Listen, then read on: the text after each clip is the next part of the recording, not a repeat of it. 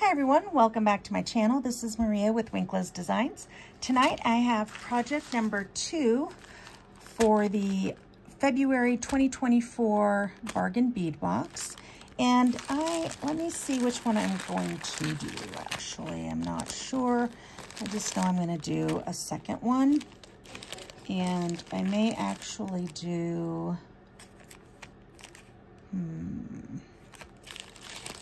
I might actually do this one. This one, I really love that pendant. Love those beads. And I think that would be a good second project to do. All right, so let me go ahead and get this stuff out. Let me get a couple of trays so that things don't roll on the floor, since, you know, they tend to like to get away.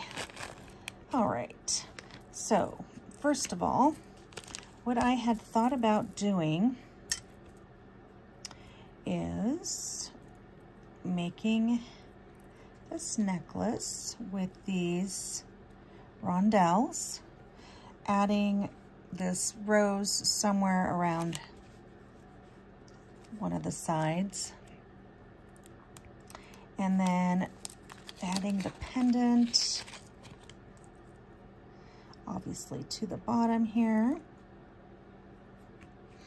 and then I was just going to add some of these garnets, use those as like little spacers, not too many, just a few, just to kind of give it a little bit of a different type texture on there. So let's go ahead and get started with this. Go ahead and take all of these off of the strand.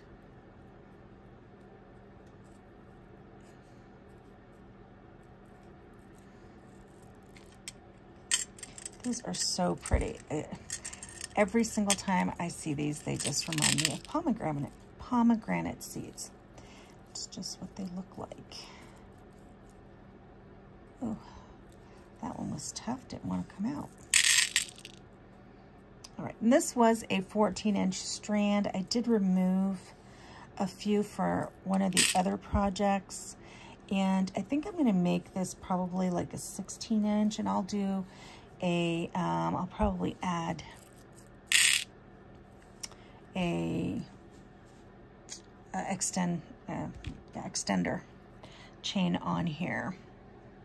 So let me, okay, get that. Let me get some of these. Just gonna take a few of them off here. Maybe a few more. Okay, and then we'll just use those as needed. And then, this is so pretty. That bead, oh, let me get some, I need some wire. So I found what I was looking for, and it was, I did put it in its place. For some reason I thought I hadn't. So anyway, so I'm gonna go ahead and use this 49 strand bead-along. This is the satin gold. It's the 0.18 inch. Okay, and it's a number 2 crimp tube. So I did grab those out too, because yeah, for some reason I didn't grab those. All right, so I did get a clasp, some wire guardians, and some jump rings. So let's go ahead, and I'm gonna go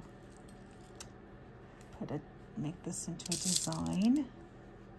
So what I'm going to do is I'm actually going to attach these 3, maybe 3, I might just do 2 jump rings on this pendant, kind of give it a little more dimension. So let me go ahead and undo that first.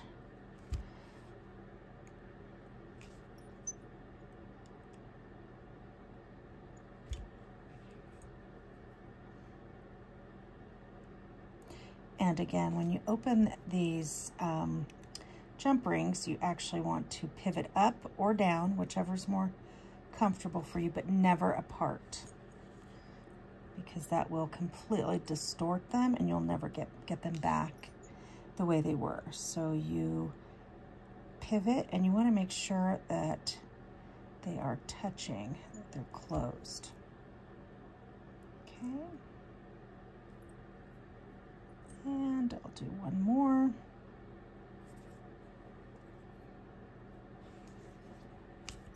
Right, so again, you're just gonna pivot.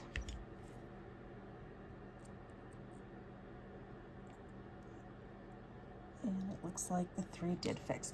These are 3mm jump rings. Okay. All right, so now that we've got the 3, let's go ahead and design this. So I'm thinking I'm going to, I might actually start with the smaller ones on here.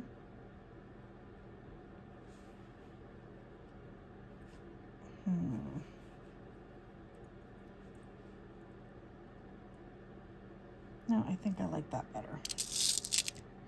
All right, so I'm not gonna put these garnets on every single one. I might do 3 actually, and then do 1, and then do 1.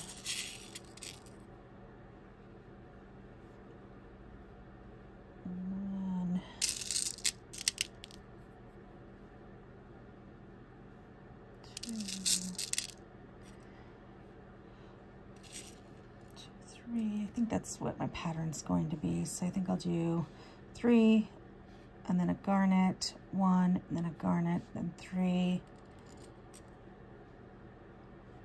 and then a garnet. And I'm going to do 1 here, but then over here, I'm going to actually put this rose bead right there.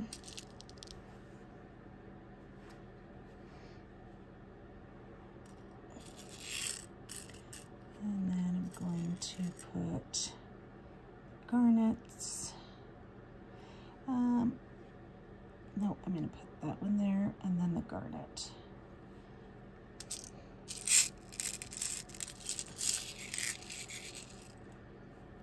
And then I will do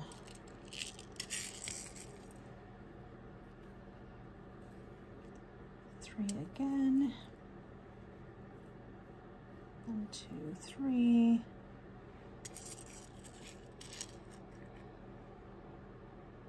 Garnet.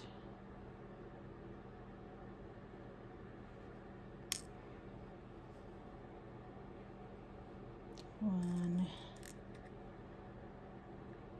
Garnet. 3. And so on. I think I like that. I think that's going to look good. So I will string this up.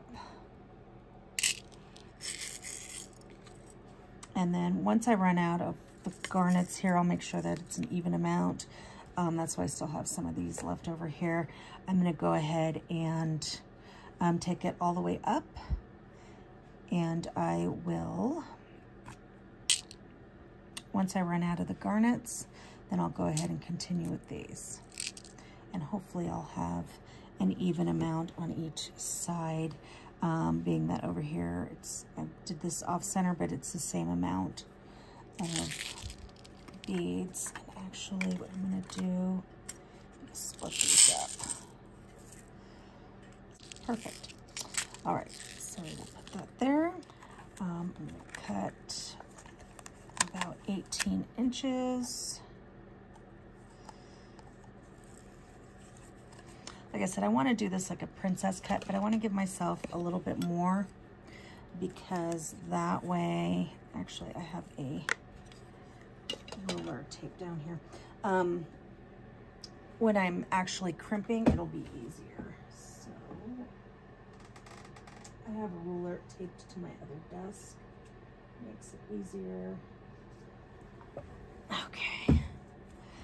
So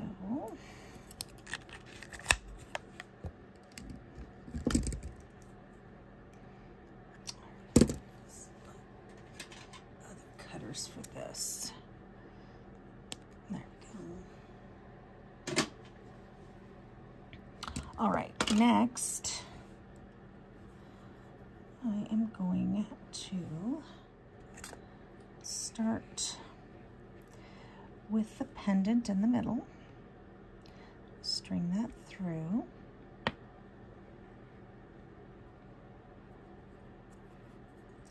I don't have any bead bugs. Normally I'm pretty good about that, so it's just 1, 2, 3, and 1. Wow, these are so tiny. Where's the hole? There it is. And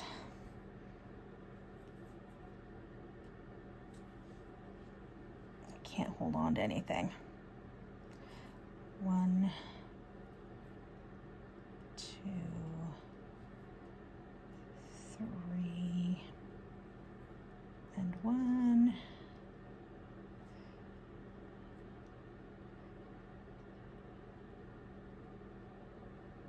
Wow. Does this one even have a hole? There it is. There we go. All right. So that's looking cute so far. Okay, so I'm back, and as you can see, I have actually completed adding the wire guardians and the crimp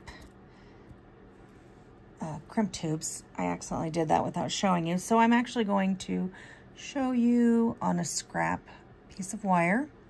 I have a crimp tube, which is too big for this wire, but for these purposes, I'll go ahead and just show you. And then I also have a wire guardian. So what you want to do is you want to feed the wire through the wire guardian. And you don't have to have a wire guardian. You can do this just by looping the wire itself. But I like to use these. Sometimes I'll use French wires. It just really depends on what I'm feeling that day. All right, so you're gonna feed this through. Being that this is a scrap wire, I don't care about this. All right, so basically what you're going to do is you're gonna put the wire back through the bead cover, and you wanna keep these separated, these wires separate, because you wanna have them one on each side, and you want to make sure that that's tight. So you do want to bring that down. Okay. The next thing you're going to do is you're going to get your crimp pliers. This one right here has like a little notch that will actually bend it, and it'll keep the channels. It'll actually crimp it. It'll keep the channels one wire on each side. Okay. And we'll see how this is going to work, because this crimp tube is way too big for this, but it should work. All right. Okay, yeah, see it's, oh well. Okay, then what you're going to do is you're going to flip it, and you're going to use this one, which is actually going to close this. So this first notch, and then you're going to flip it, and you're going to take it to the next notch, and you're just going to squeeze. And I'll squeeze a couple times. You don't want to over squeeze because you don't want it to cut your wire. Okay, and then that's how you do it. I didn't have it all the way down, so the wire is sticking up a little on here, but you do want to make sure that that's pulled down enough. Okay, all right, so that's pretty much it. Then you're going to feed the beads through it. So let's pretend that these beads are on here. Now when the first side is going to be easier than the second time always. Okay, you can feed a couple beads through it and then cut it here, or usually what I do is I just cut it right there, and sometimes I'll put a bead cover on this as well. I didn't do that on this one, but you can do that. Okay, kind of finish it off. So then if we were just to feed that through, let's say that first bead, then you want to cut it as close to that bead as possible. Again, these are my bad cutters. Okay, and then that's going to be, of course, you're going to have all the rest of the beads on here. Okay. All right, so that's how that works. I did end up keeping 2 beads because this was getting, I was running out of wire. That's what I'm trying to say. Okay. So let's finish this one now that we did this. Now, one thing you also want to do when you're finishing your jewelry is you want to make sure there's enough slack. You don't want it to be loose so where you can see the wire or anything. But what I do is I'll just curve it some so that way it will drape properly. It won't be too stiff. Because you don't want that. You don't want this to be stiff. You want it to have some movement on here, not too loose to where you're going to be able to see the wire. Okay. And if that does happen, like let's say I had way too much here, then you could add a bead cover to cover that up and kind of tighten it slightly. Okay. All right. So let me go ahead and get these on here. So I am going to attach this to this side. And again, with the jump rings, you just want to, oops, this isn't a very good jump ring. So you want to twist it, like pivot rather. And you're going to want to feel like a click on it. I normally double check it, make sure that it did close. And then you're just going to want to add this. I don't have any extender chains made up right now, so I'll make one up later and attach it. And again, you just want to make sure that it is closed. And this one to me is not completely closed.